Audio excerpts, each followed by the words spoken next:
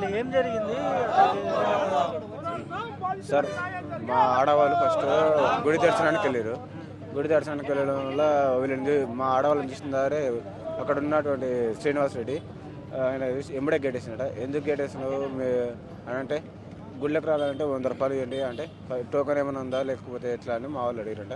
Token ఇట్లా అవన్నీ ఏం లేవు, మీరు వస్తే ఫస్ట్ 100 రూపాయలు ఇచ్చి రండి అంటే మా దగ్గర మేము ఇస్తాము కాకపోతే హుండీలనే వేస్తాము, కింద అన్నదానం చేస్తారు కదా అక్కడనే మేము అన్నదానం అన్న కొంతమంది ఇచ్చి అక్కడ చేపిస్తామని మా వాళ్ళు అన్నారట. అవన్నీ కాదు, మీరు ఇస్తే ఇవ్వండి లేకపోతే అన్నట.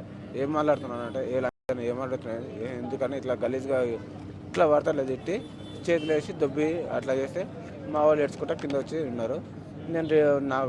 నేను అప్పటికి రాలేదు, చిన్న బాబు ఇంకా 5:30 సమయంలో వీళ్ళు వచ్చి ఏడుస్తాను. ఇంకా నేను వచ్చిన అప్పుడు ఇంటికాడ నుంచి వచ్చిన పాపని ఎందుకు ఇంత టైం తీసుకురాలేదు అని అంటే నన్ను పట్టుకొని ఏడుస్తూనే ఉంటారు. ఏడుస్తుంటే ఏం జరిగిందంటే ఇట్లా లైన్ చెప్తే నేను పోయి అడగనికి పోతే రిటర్న్ అడగనికి వస్తున్నాయి వాడక అంత పోనీ నన్ను అడగంత ఉందా నీకు అని ఒక 4 ఫస్ట్ బయట కొట్టారు.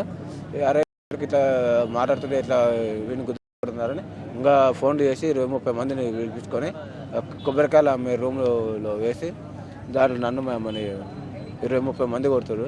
కొట్టిన తర్వాత మా భార్య కొట్టదు అని మా భార్య బయట ఉండి వచ్చి కాళ్ళ దగ్గర పిల్లల్ని పెడితే వేసి మధుసూదన్ రెడ్డి అనే వ్యక్తి కాళ్ళతోటి పాపం అంతే చాలా దూరం వెళ్ళి పడి మా ఇక పాలు బంద్ చేసింది.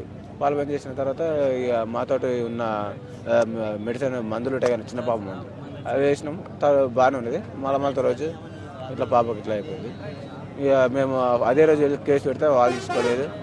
పోలీసు వాళ్ళు ఏమంటున్నారంటే మేము కొట్టలేదు, పోస్ట్ మార్టం రిపోర్ట్లో కొట్టినట్టు ఏం లేదు అని చెప్పేసి పోలీసు వాళ్ళు అంటే ఉన్నారు. పోలీసు వాళ్ళు అట్లా ఏం చెప్తారు సార్? మనకు అయితే ఇంకా వాళ్ళకి జరిగింది వాళ్ళు అయితే చెప్పారు. నాకైతే నా పాప కుట్టినందుకే చనిపోయిందని నేను చెప్తున్నాను సార్. మీ మీద దాడి చేసిన వారితో మీకు ఇంతకుముందు ఏమైనా విభేదాలు ఏమైనా ఉన్నాయా? ఏం లేదు సార్, ఏం లేదు సార్. మీకు ఏం కావాలని కోరుకుంటారు సార్? మాకు న్యాయం కావాలి. మా పాపకు జరిగినటువంటి ఏ పాపకు జరగదు. అందరికి ఇంకోటి కులాసులు అంటారు. ఆ కులాలు అనేటివి ఏముండదు, అందరినీ సమానంగా చూడాలి అంతే సార్. ఇప్పుడు ఎంతమందిని లోపల వేసారు అంటే అందులో ఎంతమంది పాల్గొన్నారు? మొత్తము 30-40 మంది ఉన్నారు. కాకపోతే మేము రాపించిందంటే 10 మంది పేర్లు. 10 మంది పేర్లు రాపించారు.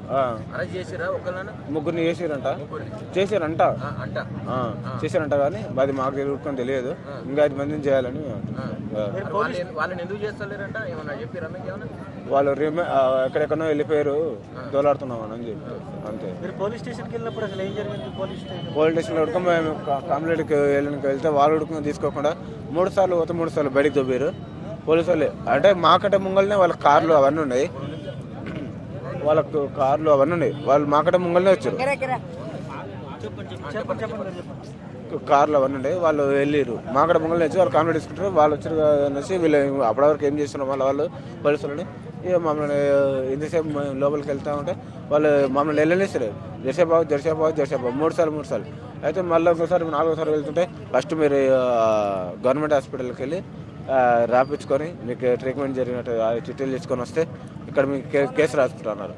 మేము ఆ నుంచి పిఎస్ కాడ నుంచి ఇక్కడ నడుచుకుంటూ వెళ్ళి అక్కడ చూపించుకొని మళ్ళీ నడుచుకుంటూ వచ్చి మళ్ళీ వాళ్ళకి ఆ చిట్టీలు ఇస్తే అప్పుడు మళ్ళీ మేము వెళ్ళిన వాళ్ళకు ఏఎస్ఐ తప్ప ఎవరు లేరు అక్కడ. సార్ ఇక మేము కంప్లైంట్ చేయడానికి వచ్చాం, కొంచెం రాసుకోండి సార్ అంటే ఏందమ్మా మీదే అని చెప్పి ఒక పెన్ను వైట్ పేపర్ అక్కడ ముంగట బెంచ్ మీద వేసిండు. ఇట్లా ముఖం ముంగట వేసినట్టు వేస్తే అది నేను తీసుకొని నేనే రాసిన సార్. అది ఎట్లా రాసిన ఇప్పటికీ నాకు నొప్పులు ఎట్టెట్టున్నాయో నాకు మా అమ్మకి ఎట్లా నొప్పులు ఉన్నాయో అది మాత్రమే నేను రాసిన. చిట్టినట్టు అదే రాసిన. పాపకు తన్నింది అది నేను రాయలేదు సార్. నాకు ఆ పాప చెప్పుకోలేదు, 2 నెలల పాప, ఆమెకు నోరు లేదు, ఏం చెప్తాను సార్? అందుకని నాకు నోరుంది, నాకు ఎటువంటి నొప్పులు ఉండే నేను చెప్పుకున్నా, నేను రాసుకున్నా సార్. అయితే తర్వాత రోజుకి ఇక ట్రీట్మెంట్ తీసుకున్నాక మళ్ళీ మాకు ఇక్కడ ఎవరు లేరు, ప్లస్ ఊర్లోకి వెళ్తే నరకేసాం చంపేస్తాం అని చెప్తారు. ఇక్కడ బస్ స్టాండ్లో అనుకున్నాం. మళ్ళీ రోజు మేము కేసు టైపింగ్ చేయించుకొని అది తీసుకొని పోతే అది పట్టించుకోలేదు. ఇక దాని తర్వాత చనిపోయిన తర్వాత అక్కడ పాప కోసం ధర్నా చేస్తే విషాద సార్ వచ్చిండు ఫస్ట్. ఆ సార్ వచ్చాక ఇవన్నీ జరిగినాయి సార్. ఇక